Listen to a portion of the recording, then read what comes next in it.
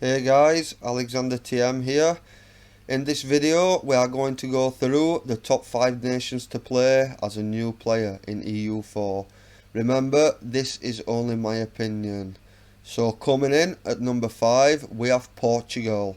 In my opinion, Portugal has to be on the list. You can play them a few different ways, the most popular being a colonisation game where you can sit back, relax and colonise the world. As long as you have a friendly Castillo, you don't really need to worry that much about European affairs. Unless you like to stick your nose in, then that's your problem.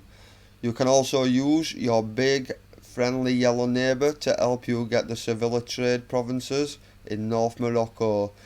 You start off with a 4-2-1 leader and have a 3-2-2 heir to step in when your character kicks the bucket, which isn't too bad at the start.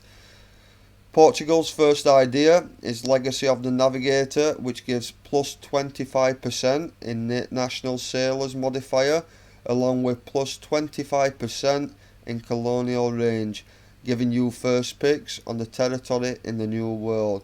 So prepare your sails and get set for adventure. Coming in at number 4, we have Muscovy. Muscovy is a great nation to play if you are just starting out in the game. You are in the far east of Europe with no real competition to challenge you. As long as you build up your force limit at the start of the game, you will get the mission to invade Novgorod, giving you permanent claims on all their land. You start off with a 3-1-2 leader with a 3-4-5 heir itching to lead the country. You also start off with 5 vassals which you can easily integrate. These are Pskov, Yaroslav, Perm, Beluzero and Rostov. Raise your sword for Mother Russia. Coming in at number 3 we have England. England is a nation you can play to learn the game. However, there is a few things that could go wrong at the start. Firstly, you start off with a 0-0-0 leader and no official heir.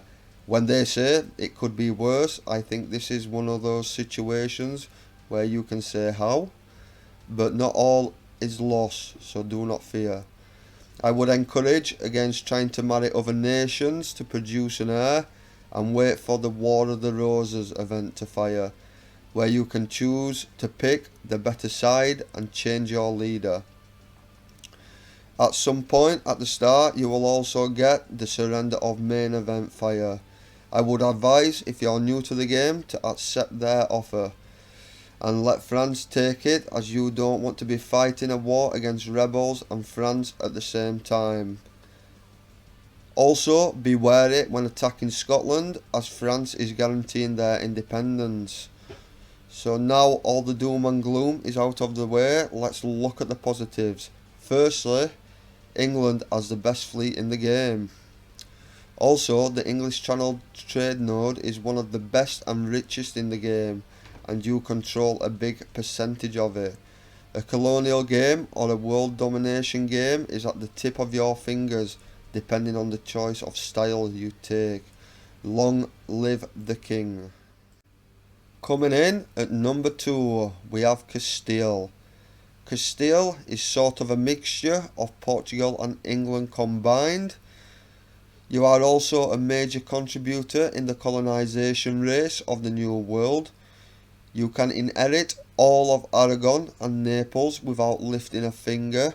This is through the personal union event, which makes them both junior partners.